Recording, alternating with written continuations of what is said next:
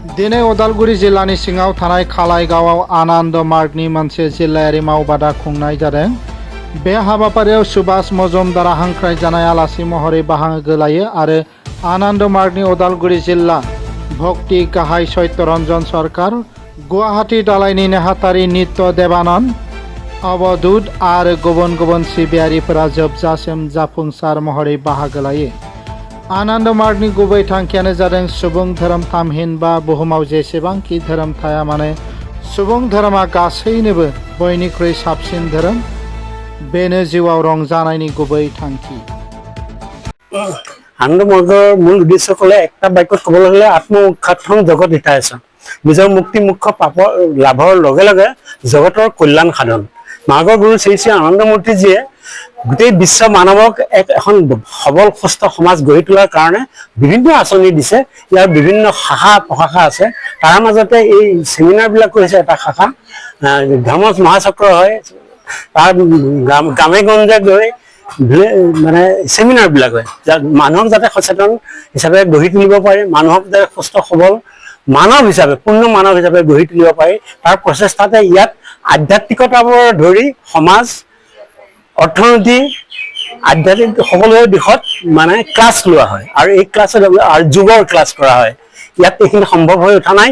3 দিনীয়া কাৰ্যসূচীৰে যেতিয়া আমাৰ চেমিনাৰবিলাক হয়, এইটো তাৰ ফাৰ্ষ্ট ডায়চিছত চেমিনাৰ গুৱাহাটীত হৈছিলে, তাৰ পৰা এইটো ছেকেণ্ড ডায়চিছ হিচাপে এই গ্ৰামত কৰা হৈছে। ইয়াত এদিনীয়াকৈ হোৱাৰ কাৰণে গোটেইখিনি আমি কভাৰ কৰিব নোৱাৰিলেও আধ্যাত্মিকতাৰ ওপৰত আৰু অৰ্থনীতিৰ ওপৰত যিখিনি আছে আৰু ছ'চিয়েল এক্টিভিটিজ আমি আগত আমাৰ কাৰ্যসূচীত থাকে, কিন্তু ইয়াত তোমাক গোটেইখিনি সম্পূৰ্ণ কৰিব পৰা নাই। জাষ্ট এটা নমুনা হিচাপে কিছু কাৰ্যসূচী আজি দিনটোত যোৱা কাৰ্যসূচী কৰা হয়। ৰাষ্ট্ৰত মানে সময় এটা দিব পাৰি, এইটোৱেই মূল। আমাৰ ধৰ্ম বুলি ক'লে ইয়াত বিভিন্ন ভাগ হয়। আচলতে মাৰ্গৰ গুৰুৱে কৈছে বিশ্ব মানৱৰ ধৰ্ম এক, সেই হৈছে মানৱ ধৰ্ম। যিটো সকলো বিশ্ব মানৱক যেনেকৈ মানে কি অক্সিজেন, নাইট্ৰজেন, হাইড্ৰজেন, ৱাটাৰ এইবিলাকৰ বিশেষ বিশেষ ধৰ্ম থাকে, ঠিক তেনেকৈ মানুহৰ এটা বিশেষ ধৰ্ম আছে। সেই ধৰ্মটো কি কোৱা হৈছে মানৱ ধৰ্ম। আমাৰ ইয়াত স্বাৰ্থৰ বাবে, ন্যস্ত স্বাৰ্থ সিদ্ধিৰ বাবে মানৱ জাতিটোক ভাগ ভাগ কৰি বিভিন্ন জাত পাতৰ সৃষ্টি কৰি চেলি ভেটি কৰি পেলাইছে আৰু মানুহৰ সুখ শান্তি বিঘ্নিত কৰিছে।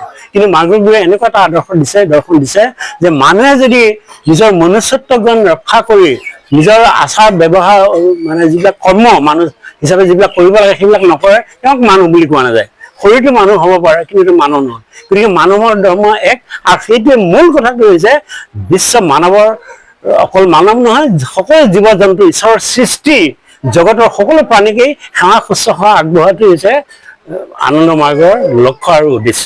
নিজকে মানে ঠিক কৰি লোৱাৰ লগতে বিশ্বৰ এই যে আজিকালি পাৰিবাৰিক আমি চাওঁতে দেখিছে, ইয়াত আমি হৈছে শ্ৰেষ্ঠ এই ফেমিলিৰ ভিতৰত। বিশ্ব মানৱৰ যিটো ফেমিলি, উৰণ বুৰণ গজন ভ্ৰমণ, চৰাই চিৰিকটি, গছ লতা পাতা সকলোৱে ৰক্ষণাবেক্ষণৰ দায়িত্বত আছে মানৱ।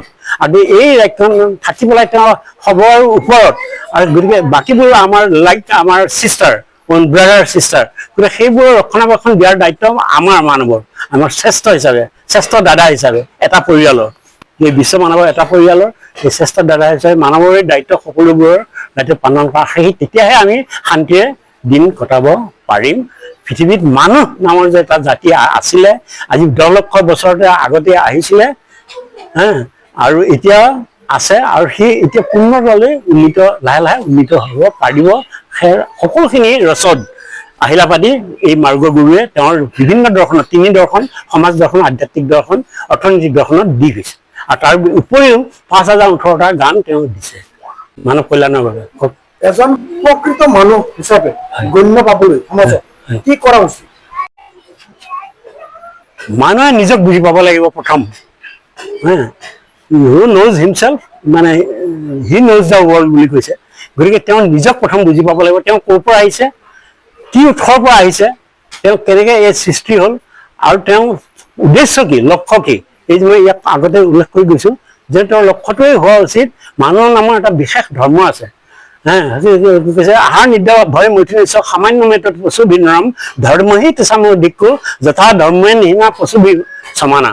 যথা ধৰ্ম বুলি এটা মানুহৰ ধৰ্ম আছে, সেইটোৱে হৈছে সকলোৰে কল্যাণ, ছাৰ্ভিচ টু দ্য এভৰিৱান।